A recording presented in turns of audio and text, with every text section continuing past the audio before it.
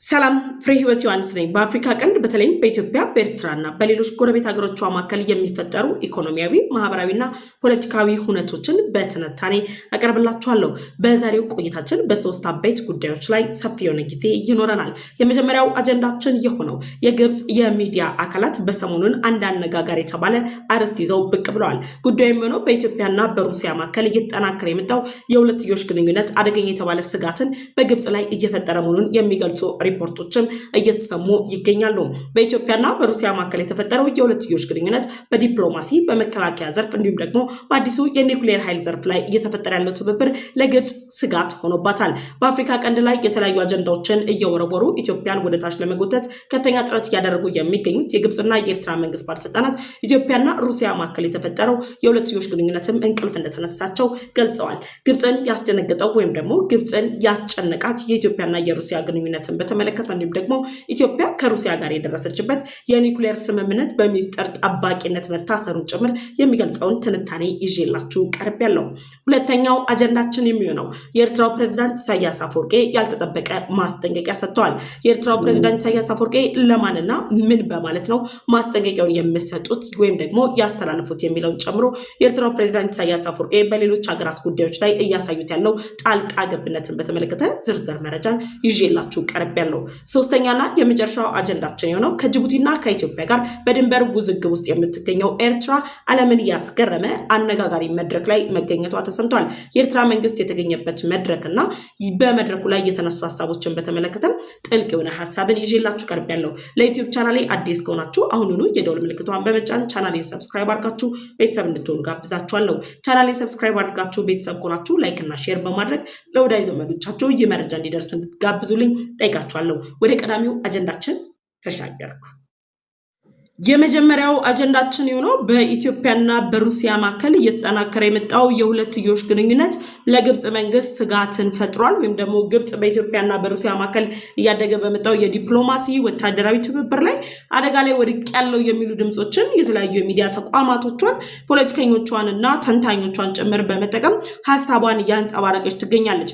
በሰሞኑን የግብጽ የሚዲያ አካላት ወይም ደግሞ የተለያዩ ሚዲያ ላይ ቀርበው ትንታኔ የሚሰጡ ግለሰቦች በይበልጥ ቀዳሚ አጀንዳቸው አድርገው የተለያዩ ትንታኔዎችን እየሰሩበት የሚገኘው የኢትዮጵያና የሩሲያ የሁለትዮሽ ግንኙነት ሲሆን የግንኙነት ከሌሎች ሀገራት የዲፕሎማሲ ግንኙነት በበለጠ በግብፃውያን ላይ ጭንቀትን ለምን ፈጠረ የሚለው ጉዳይ ላይ ደግሞ እጅግ አድርጎ ማየት ያስፈልጋል። ከነዚህ የሚዲያ ተቋማት ወይም ደግሞ እየተሰራጩ ካሉ መረጃዎች ጋር በተያያዘ ማት የተባለ ሚዲያ ይዞት የመጣውን አነጋጋሪ የተባለ ሀሳብን ላስደምጣችሁ እወዳለሁ። በዚህ ሀሳብ ላይ በኢትዮጵያና በሩሲያ መካከል እያደገ የመጣው የሁለትዮሽ ግንኙነት ኢትዮጵያ ከሩሲያ የምትታጠቃቸው የሱ-35 ጀቶችን ጨምሮ የኒውክሌር ትብብርን ሁለቱ ላይ ያተኮረ ነው። ኢትዮጵያ ከሩሲያ የምታጠቃቸው ጀቶችን ግብጽ ከዚህ በፊት ለምን አትታጠቃቸውም ወይም ደግሞ ግብጽ ለምን አልታጠቀቻቸውም የሚል ጥያቄ ሳይሆን በኢትዮጵያና በሩሲያ መካከል ያለው ግንኙነት ጀቶቹን ከመታጠቅ በተጨማሪ የኒውክሌር ኃይል ስምምነትን በተመለከተ እንደሆነ ይገለጻል። በተደጋጋሚ የግብጽ መንግስት ከሩሲያ ጋር በፈጠረው የሁለትዮሽ ግንኙነት የተለያዩ የሩሲያ አደገኛ የሚባሉ ጀቶችን ለመታጠቅ የሚያስችል እድሎችን አግኝቶ ፕሮሰስ ካደረጉ በኋላ ነገሮች ፌል ሲያደርጉ በተለያዩ የሚዲያ ተቋማት በባለስልጣኖቻቸው ደረጃ ጭምር ሲነገር ቆይቷል። አሁን ግን በኢትዮጵያና በሩሲያ መካከል ያለው ግንኙነት እያደገ መምጣቱን ተከትሎ በኢትዮጵያና በሩሲያ የመከላከያ ስርዓት ላይም ትብብሮች እየተፈጠሩ ይገኛሉ። እነዚህ ሁሉ መነሻቸው የሚሆነው ኢትዮጵያ እያመጣች ያለችው የዲፕሎማሲ እድገት መጨመር ማሳያ እንደሆነም ይገለጻል። የኢትዮጵያና የሩሲያ ግንኙነት ከሀገራት ዲፕሎማሲ ግንኙነት በተጨማሪ ደግሞ ሁለቱም የብሪክስ አባል ሀገራት ናቸው።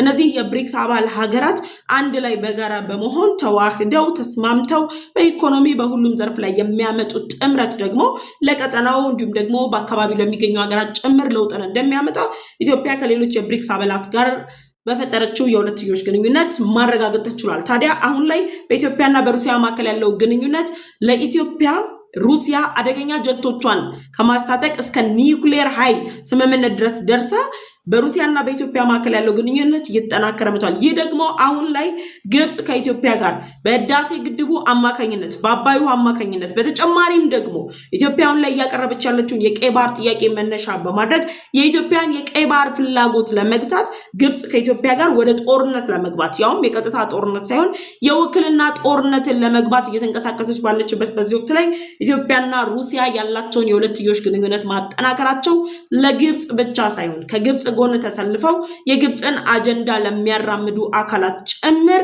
እጅግ አደገኛ እየተባለ የደህንነት ስጋትን የቋጠረ የሁለትዮሽ ግንኙነት እንደሆነ ነው የግብጽ የሚዲያ ባለሙያዎች፣ የግብጽ ፖለቲከኞች፣ የግብጽ አናሊስት የሚሰሩ ሰዎች አሁን ላይ እየገለጹት የሚገኙት ወይም ደግሞ የግብጽ አሁናዊ አጀንዳ በዚህ ማዕቀፍ ውስጥ የታቀፈ እንደሆነ ጭምር ማስረጃዎችን ጭምር በማቅረብ እየተገለጸ ይገኛል።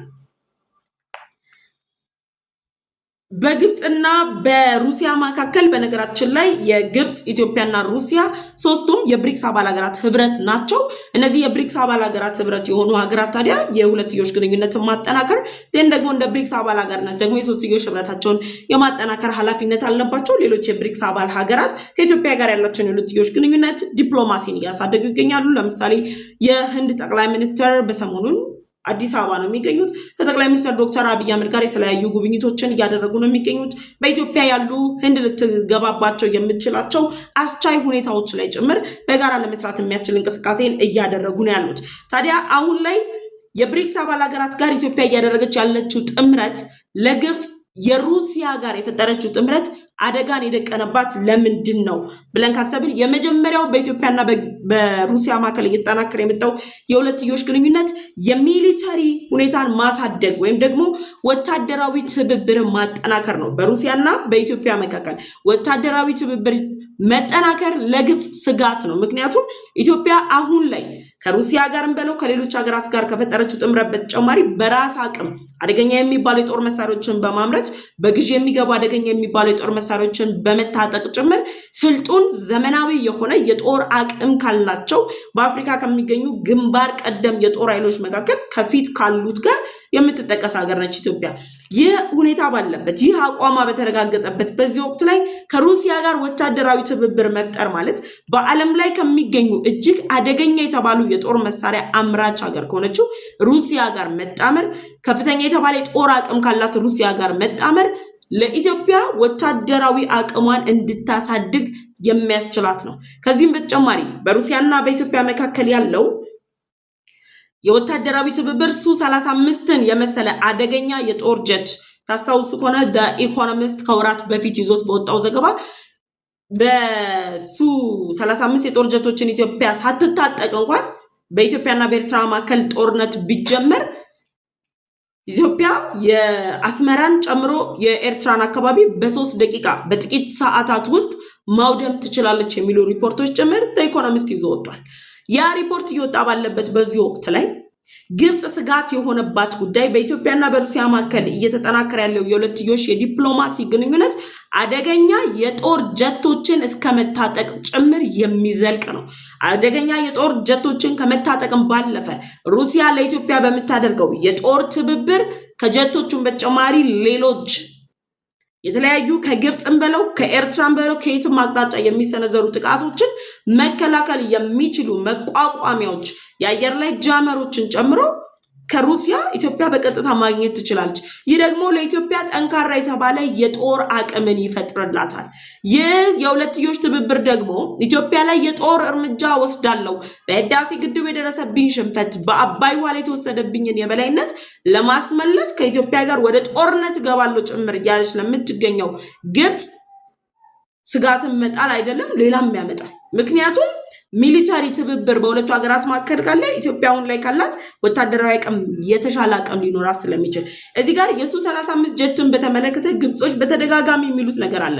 ከሩሲያ ጋር እነዚህን የጦር መሳሪያዎችን ለመውሰድ ወይም ደግሞ ከሩሲያ ለመታጠቅ ግብጽ እንቅስቃሴ ስታደርግ ነበር። ያን እንቅስቃሴውን በምን ምክንያት ግብጽ ተወች ሲባል ግብጽ የተለያዩ አጀንዳዎችን እያመጣች ምክንያቶችን እየፈጠረች የሩሲያን የጦር ጀቶች እንዳልታጠቀች ጭምር ስትገልጽ ቆይታለች። አንደኛ ጀቶቹ ኳሊፋይድ አይደሉም ስትል ነበር። ግን ደግሞ የግብጽ መንግስት ራሱ በግብጽ ውስጥ ይሄንን የጦር ጀት ማምረት እንችላለን ሲሉ ነበር። ከዛም በተጨማሪ ደግሞ የአሜሪካ መንግስት ጫና አለባቸው። አሜሪካ ከሩሲያ እነዚህን የጦር ጀቶች የሚታጠቁ ከሆነ 2.3 ቢሊዮን አሜሪካን ዶላር አካባቢ የሚጠጋውን የገንዘብ አቅም አሜሪካ ግብጽን ላትደግፋት ትችላለች በሚል ስጋት የግብጽ መንግስት ሱ-35 የጦር ጀቶችን ከሩሲያ ሊታጠቅ አልቻለም። ያንን እነሱ መታጠቅ ባልቻሉበት በዚህ ወቅት ላይ ብላክ ፎክስ የተባለ ሚዲያ ተቋም ወይም ደግሞ የምርምር ተቋም ይፋ ባወጣው መረጃ መሰረት ኢትዮጵያ በቀጣይ 10 ዓመታት ውስጥ ከሩሲያ 6 የሚጠጉ ሱ-35 የጦር ጀቶችን ልትታጠቅ ነው የሚል መረጃ ወጣ። ስለዚህ ለግብጽ ስጋት ውስጥ ነው ያለችው። ምክንያቱም ከኢትዮጵያ ጋር የውክልና ጦርነት ለማድረግ ዱብ ላይ ነው ያለችው። የውክልና ጦርነቷን የምታደርገው በማን በኩል ነው? በኤርትራ በኩል ነው። ካልተሳካ በሱዳን በኩል ነው የምታደርገው። ካልሆነ የኢትዮጵያን የውስጥ ኃይሎችን በመጠቀም ነው ከኢትዮጵያ ጋር ጦርነት ውስጥ የምትገባው ግብጽ። ታዲያ እነዚህ 35 የጦር ጀቶችን የምትታጠቀው ኢትዮጵያና የኤርትራ የጦር አቅም የኢትዮጵያ የውስጥ ኃይሎች የጦር አቅምን ስናነጻጽረውና ስናስተያየው ግብጽ ያሰበችውን እቅድ መምታት አትችልም። ስለዚህ በኢትዮጵያና በሩሲያ መካከል ያለው የሁለትዮሽ ግንኙነት ወይም ደግሞ የተፈጠረ የሁለትዮሽ ግንኙነት አደገኛ የተባለ ስጋትን ቋጥሮባታል። በግብጽና በሩሲያ መካከል የነበረውን ግንኙነት የዲፕሎማሲ ግንኙነት እንዲቀጥል የምትፈልገው ሩሲያ በተቃራኒው ደግሞ ሄዳ ከግብጽ ጋር ጠላት ከሆነችው ኢትዮጵያ ጋር የተሻለ የዲፕሎማሲ ግንኙነት ፈጥራለች። ያ የዲፕሎማሲ ግንኙነት በወታደራዊ ትብብር ጭምር እየተረጋገጠ ነው የሚገኘው የሚል መግለጫ ነው አሁን ላይ ያወጡ ያሉት ወይም ደግሞ እየተሰጡ ያሉት አስተያየቶች ማለት ነው። አሁን እያሉ ያሉት ምንድነው? በግብጽና በሩሲያ መካከል ያለው ግንኙነት ወታደራዊ ትብብር ነበር። የሱ-35 ጦር ጀቶችን የመታጠቅ እድል ነበራቸው፣ መታጠቅ አልቻሉም። ግን ኢትዮጵያ የኒውክሌር ስምምነትን ከፈረመች በኋላ ግብጽም አደሰም ታይም ከሩሲያ ጋር የኒውክሌር ስምምነት ፈርማለች። ኢቭን የኒውክሌር ስምምነቱን ከሩሲያ ጋር የፈረመችው ኢትዮጵያ ከፈረመችበት ሮስታሞ ከተባለው ድርጅት ጋር ነው ያን ስምምነት የፈረሙት። ታዲያ ግብጽ የኢትዮጵያን የዲፕሎማሲ እንቅስቃሴ እግር በእግር እየተከተለች እያደረገች ያለችውን እንቅስቃሴ ላይ እንዴት ሆና ነው ሩሲያ ስጋት የምትሆንባት ካልን ሩሲያ በአፍሪካ ቀንድ ላይ ካላት ፍላጎት ሩሲያ በአፍሪካ ቀንድ ላይ ልትገነባው የምታስበው የበላይነት ልትገነባ የምታስበው አንደኝነት ወይም ደግሞ ጀግንነት ወይም ደግሞ ስትራቴጂካዊ አካባቢን በመቆጣጠር ልትወስደው ልትጫወተው የምትገባውን ስትራቴጂካዊ ሚናን ለመጫወት አሁን ላይ ሩሲያ ከየትኛውም ሀገር ተጽዕኖ ነፃ የወጣች አሜሪካ ምንበላት እስራኤል ምንበላት ኢትዮጵያን እንደፈለጉ ሊያዟት የማይችሉበት ሁኔታ ያላቸው እስራኤል እኮ በግብጽና በሩሲያ መካከል ያለው ግንኙነት ተጠናክሮ ከሩሲያ ጎን የምትሰለፍ ከሆነና ግብጽ ከእስራኤል ጋር ግጭት ውስጥ እንግባ ከተባለ እስራኤል በራፋ ደሴት በራፋ ድንበር በመጠቀም ግብጽ ላይ እርምጃ ልትወስዳች አደሰም ታይም አሜሪካ ለግብጽ እየደገፈች ያለችውን 2.3 እና እስከ 2.5 ቢሊዮን የአሜሪካን ዶላር የሚጠጋ በጀት የምታቋርጥባት ከሆነ ግብጽ ፍርሃቱ ስለምትገባ ዲፕሎማሲዋ በጥርጣሬ ተሞላል። ታዲያ ኢትዮጵያ የትኛውም ሀገር ተጽዕኖ ሳይኖርባት ከሩሲያ ጋር ያላትን የሁለትዮሽ ግንኙነት በማጠናከር አደገኛ ጀቶችን ጭምር በመታጠቅ የጦር ኃይሏን አካብታ ከሩሲያ ጋር ያላትን አጋርነት አጠናክራ ሩሲያ በኢትዮጵያ የባህር ኃይል ላይ የምታደርገው እንቅስቃሴ ተከትሎ ሩሲያ በአፍሪካ ቀንድ ላይ የበላይነቷን ለመገንባት በምታደርገው ጥረት ላይ ኢትዮጵያ ወደ ቀይ ባህር ለመግባት የምታደርገውን እንቅስቃሴ ትደግፋለች የሚለው ሀሳብ ስጋትን የፈጠረ ነው ወይም ደግሞ ድንጋጤን የፈጠረባቸው ነው። ሰግተዋል፣ ፈርተዋል። የግንኙነት ከዲፕሎማሲም ባለፈ ነው፣ ከትብብርም ባለፈ ነው፣ የግንኙነት ከብዙ ነገሮች ባለፈ ነው የሚል አስተያየቶች ጭምር እየሰጡ ነው ያሉት። ሁለተኛ ብለው የሚያነሱት የኒውክሌር ኃይል ስምምነቱ ነው። የኒውክሌር ኃይል ስምምነቱን በነገራችን ላይ ከግብጽና ከኢትዮጵያ ጋር ሩሲያ የኒውክሌር ኃይል ለማመንጨት ከሁለቱም ሀገራት ጋር ነው ስምምነት ፈጽማ ሮስታሞ ገብቶ እያለማ የሚገኘው ግን ከግብጽ ጋር ያልፈረመችውን ሚስጥር ጠባቂነት ስምምነት ከኢትዮጵያ ጋር ፈርማለች። የኢትዮጵያ የኒውክሌር ኃይል ተቋምና ሮስታሞ የሚስጥር ጠባቂነት ስምምነት ተፈጽሟል። ይህ ማለት በኢትዮጵያና በሩሲያ መካከል ሚስጥራዊ ግንኙነቶች አሉ። ሌሎች ሀገራት ሊያውቋቸው የማይገባቸው ግንኙነቶች። የኒውክሌር ኃይሉ ለምን እንደሚመነጭ ብቻ ሳይሆን የኒውክሌር ኃይሉ የት ይሰራል፣ እነማን ይሰሩታል፣ አጠቃላይ በኒውክሌር መርሃ ግብር ውስጥ የሚካተቱ ጉዳዮችን በሚስጥር ጠባቂነት ሚስጥር ጠብቆ ይዞ አቆይቶ ፕሮጀክቱን ማጠናቀቅ ላይ ኢትዮጵያና ሩሲያ የኒውክሌር ኃይል ስምምነቶችን ሚስጥር ጠባቂነት የሚል ሰነድ ተፈራርመዋል። ስለዚህ ይህን ሰነድ የተፈራረሙት እነዚህ ሁለቱ ሀገራት ግብጽ ይህን ሰነድ አልተፈራረመችም። ምንድነው ኢምፕሊኬት የሚያደርጋት? በኢትዮጵያና በሩሲያ መካከል ሚስጥራዊ ግንኙነት አለ። ያ ሚስጥራዊ ግንኙነት ሩሲያ ለኢትዮጵያ የጦር መሳሪያዎችን ታስታጥቃታለች። ስለዚህ ኤርትራን በመጠቀም ሱዳንን በመጠቀም የኢትዮጵያን የውስጥ ኃይሎችን በመጠቀም የማደርገው የጦር እንቅስቃሴ ሊሳካልኝ አይችልም የሚል ፍርሃት ውስጥ ገብታለች። የሩሲያ ጀቶች ሌላ ድንጋጤ ፈጥሯል። በኢትዮጵያና በሩሲያ መካከል የተፈረመው የኒውክሌር ኃይል ማመንጨት ሌላ ድንጋጤ ፈጥሯል። ከዛም በተጨማሪ ደግሞ የኒውክሌር ኃይል ስምምነቱ ግብጽ እኔም ፈርሜያለሁ ከኔ ጋር ኒውክሌር ልታለማ ነው ሩሲያ ብላ ስትጠብቅ ሩሲያ ከኢትዮጵያ ጋር ሚስጥር ጠባቂነት የተባለ አዲስ ስምምነት ፈርማለች። ሚስጥር ጠባቂነት የተባለ አዲስ ስምምነት መፈረሟን ደግሞ ስፑትኒክ ይፋ አድርጓል። ስፑትኒክ ይፋ ሲያደርግ ግብጽ ደርሷታል። ይሄ ማለት የኢትዮጵያና የሩሲያ የኒውክሌር ስምምነትና በግብጽና በሩሲያ መካከል የተደረሰው የኒውክሌር ስምምነት ልዩነት ያላቸው ግዙፍ ሜጋ ፕሮጀክት ናቸው። ከኒውክሌር ማመንጨት በተጨማሪ ሌላ እቅድ አለ። በኢትዮጵያና በሩሲያ መካከል አስገራሚ እቅድ አለ፣ የሁለትዮሽ ትብብራቸውን ለማሳደግ። ለምን? የብሪክስ 2026 ከፍተኛ ኢኮኖሚ እድገት ሊያመጡ ይችላሉ ተብሎ ተስፋ የተጣለባቸው ሀገራት መካከል ኢትዮጵያ የመጀመሪያ ደረጃ ላይ ነች። መስራቾቹ ሩሲያና ቻይና እንኳን ከኢትዮጵያ በታች ናቸው። ስለዚህ በኢኮኖሚ እያደገች ነው። ከፍተኛ የሆነ የኃይል ማመንጨት አቅም አላት። የብሪክስ አባል ሀገራት ትልቁ ዓላማቸው ኃይልን ሼር ያደርጋሉ። ያለ ማድረግ ከፍተኛ የሆነ የኃይል ማመንጨት አቅም ያላት ኢትዮጵያ ሩሲያን በላት ቻይናን በላት ህንድን በላት ሊጣመሯት ይፈልጋሉ። ግብጽ ደግሞ ከሩሲያ ጋር ያን ስምምነት ብትፈጽምም ሚስጥር ጠባቂነት የሚባል ስምምነት አልፈጸመችም። ይሄ ለግብጽ ስጋት ነው። በቃ አለቀ። በአፍሪካ ቀንድ ላይ ሩሲያ የራሷ የተባለ ኃይል መመስረት ትፈልጋለች። የሱዳን ወደቦች ላይ ናቫል ቤዝ ለማቋቋም እቅድ አላት። ከሱዳን መንግስት ጋር እንደውም መግባባት ላይ ደርሰዋልም ተብሎ እየተነገረ ነበር። ጀነራል አልቡርሃን ከሩሲያ ባለስልጣናት ጋር በጋራ መክረዋል። ስለዚህ ሩሲያ በቅርቡ ናቫል ቤዝ ትገነባለች ተብሎ ነበር የሱዳን ወደቦች ላይ። ከዛ በተጨማሪ ሩሲያ አሁን ላይ እያደረገች ባለችው እንቅስቃሴ በአፍሪካ ቀንድ ላይ እንግዲህ በማደግ ላይ ያለች ሀገር ራሷን ችላ መንቀሳቀስ የምትችለው ኢትዮጵያ ጋር የሁለትዮሽ ግንኙነቷን አጠናክራ ቀይ ባህር ላይ የራሷን የክብር ስም መጻፍ ትፈልጋለች። ያን ለማድረግ ደግሞ ስትራቴጂክ አጋሯ ኢትዮጵያ ነች።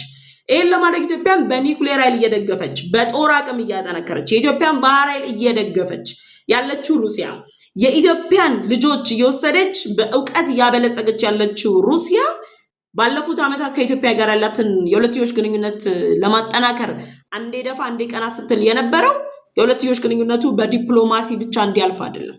በአፍሪካ ቀንድ ላይ ልትገነባ ስለምትፈልገው ኃያልነት ማረጋገጫ መስጠት የምትችላት ኢትዮጵያ ብቻ ስለሆነች ነው።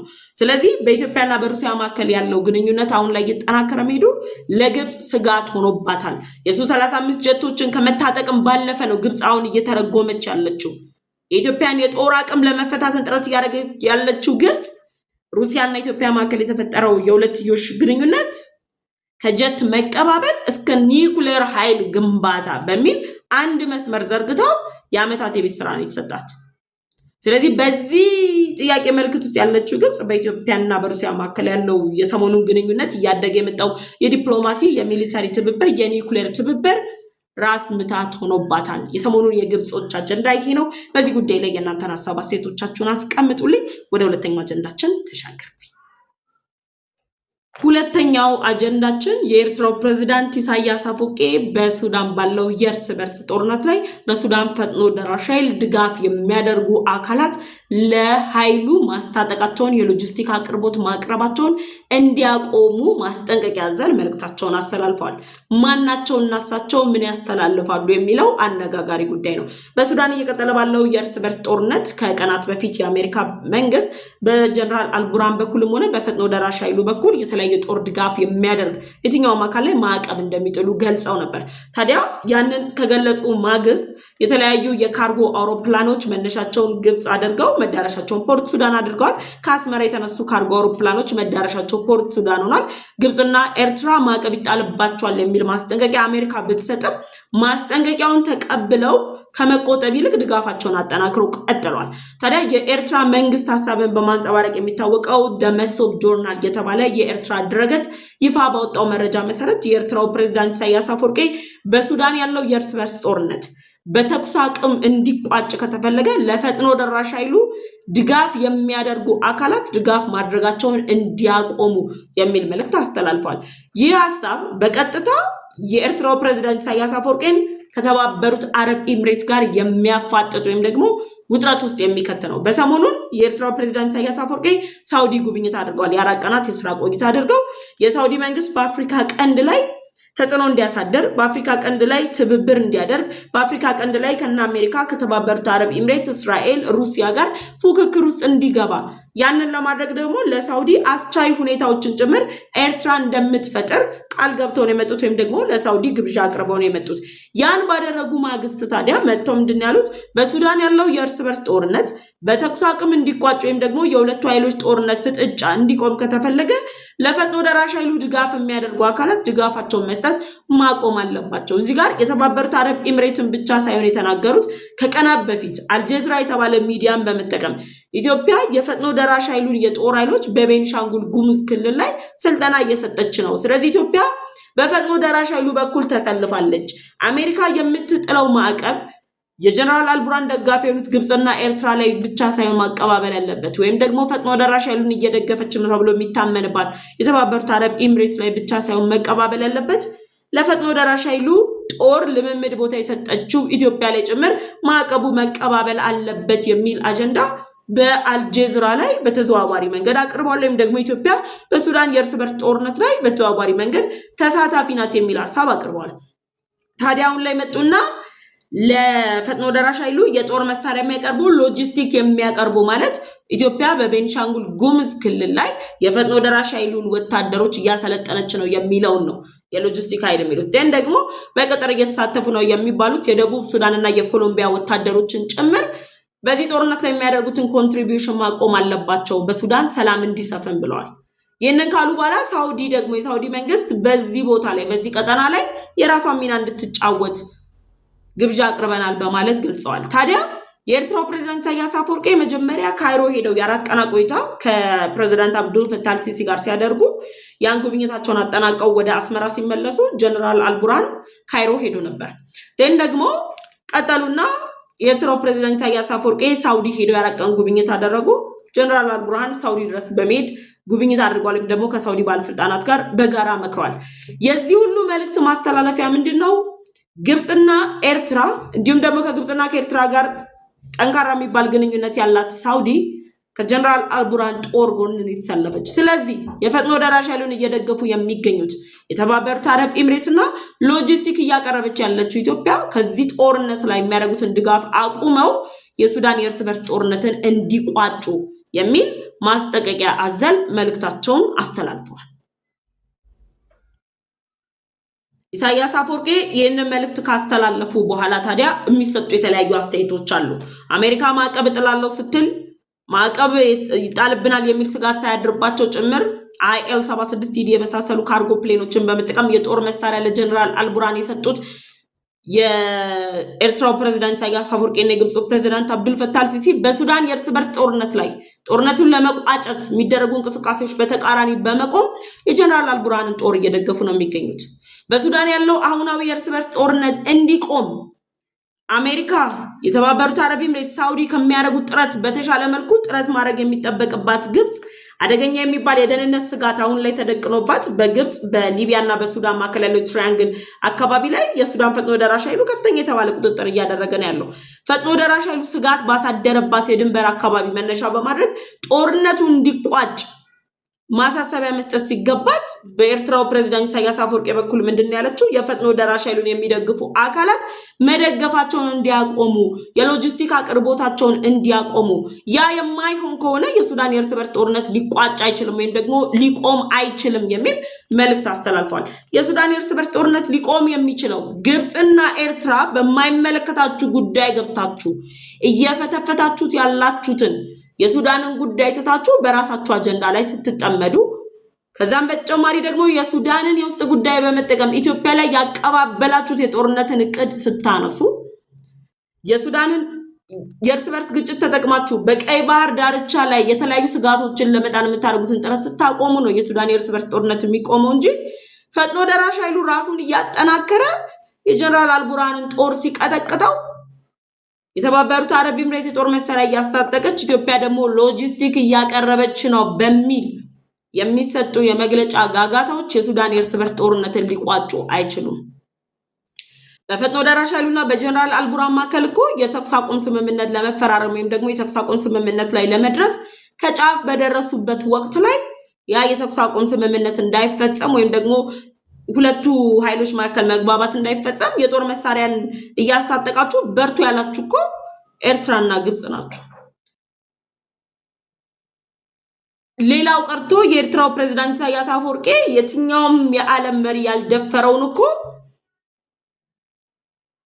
እዛ የሱዳን የእርስ በርስ ጦርነት ድረስ በመሄድ የጦርነት ቀጠና ላይ በመሄድ ለጀነራል አልቡርሃን የሚሰጠውን ድጋፍ እንሰጣለን ብላችሁ ቃል የገባችሁ።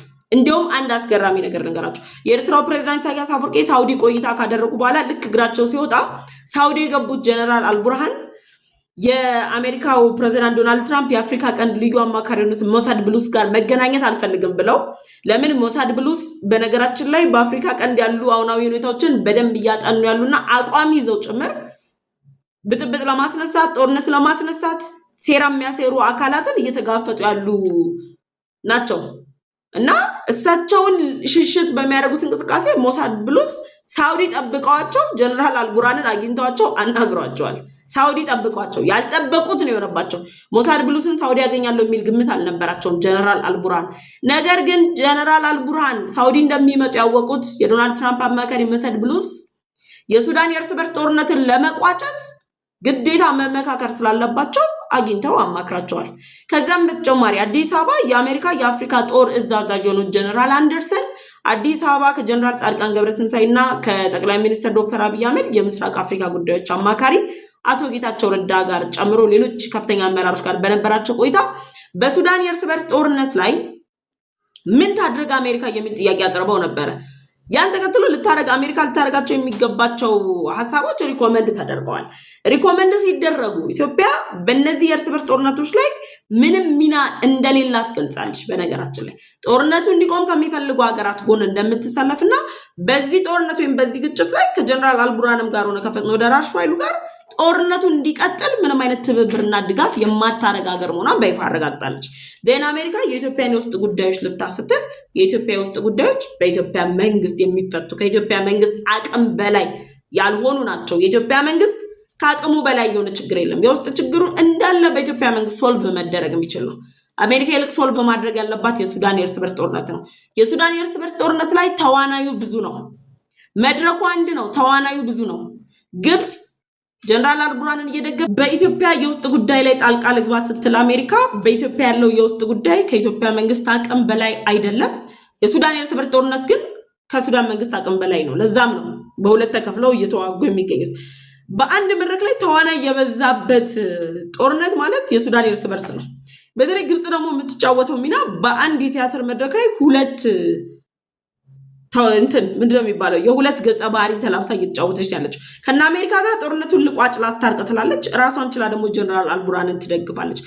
በዚህ ሜዳ ላይ በዚህ ቲያትር ላይ የተሳተፈች ያልሆነችው ኢትዮጵያ ግን ጦርነቱ እንዲቋጭና ሰላም እንዲወርድ ከፍተኛ ጥረት እያደረገች ነው ያለችው። ስለዚህ አሁን ያለው የሱዳን የእርስ በርስ ጦርነት ላይ የኤርትራው ፕሬዝዳንት ኢሳያስ አፈወርቂ የፈጥኖ ደራሽ ኃይሉን ለሚደግፉ አካላት ማስጠንቀቂያ ሰጥተዋል። ለማን? ለተባበሩት አረብ ኤምሬትና ለኢትዮጵያ። ይህ ማስጠንቀቂያ ሰጥተው ሳውዲ አጋራችን ናት ብለው ደግሞ ያስቀመጡት በሳውዲና በተባበሩት አረብ ኤምሬት መካከል ግጭት ለመፍጠር ውጥረት ለመፍጠር ነው። ሳውዲን ወደኛ ነይ ነው፣ አሰላለፍን ቀይር የሚል ግብዣ ነው። ታዲያ ሳውዲ አሰላለፍን ቀይር ለተባለው ግብዣ የሰጠችው ምላሽ ኤርትራንም ግብጽንም በአፍጢማቸው የተከለ ነው። ነይ እንተባበርና አሰላለፋችንን እንቀይር ሲሏት ሳውዲ እጥፋለችና ከኢትዮጵያ ጋር የልማት ስራ ከኢትዮጵያ ጋር የሁለትዮሽ ግንኙነትን ለማጠናከር እንቅስቃሴ ጀመረች። ስለዚህ ኤርትራው ፕሬዝዳንት ኢሳያስ አፈወርቂ ማስጠንቀቂያ ሰጡት የተባበሩት አረብ ኤምሬት ደን ደግሞ ኢትዮጵያ ነው። ሎጂስቲክ አትስጡ፣ ራሳቸው ፋብሪኬት ያደረጉት መረጃ በኢትዮጵያ መንግስት በኩል አፕሩቭ ያልተደረገ በፈጥኖ ደራሽ ኃይሉ በኩል አፕሩቭ ያልተደረገ በአልጀዚራ ላይ አትመው መረጃውን አጋሩ። ስለዚህ ማስጠንቀቂያ የተሰጣቸው አካላት ምን ምላሽ ይሰጣሉ በሚለው ላይ ደግሞ ቀጣይ ፕሮግራሙን ይዤላችሁ እመጣለሁ። ታዲያ እናንተን ሀሳብ አስተያየታችሁን በኮሜንት ሴክሽን ላይ አሳውቁኝ። ወደ ሶስተኛው አጀንዳችን ተሻገርኩኝ። ሶስተኛውና የመጨረሻው የዛሬ አጀንዳችን የሚሆነው ከኢትዮጵያና ከጅቡቲ ጋር የድንበር ውዝግብ ውስጥ ያለችው ኤርትራ የድንበር ግጭትን የምንፈታበት ዘዴዎች በማለት ኡዝቤኪስታን፣ ካዛኪስታን እና ኪርጊዝ በጋራ በመሆን የመከሩበት ያሉት የድንበር ግጭት አፈታት የሚል መድረክ ላይ ተገኝታለች ኤርትራ።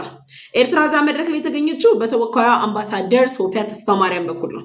አምባሳደር ሶፊያ ተስፋማርያም እዛ መድረክ ላይ ከመሳተፍ ባለፈ በኤክስ ገጻቸው ላይ እየተሳተፉበት ያለው መድረክ ለኤርትራ ልምድ የሚሰጥ ታሪካዊ ልምድ የሚሰጥ ነው በማለት ኤክስ ገጻቸው ላይ መልእክታቸውን አስተላልፈዋል።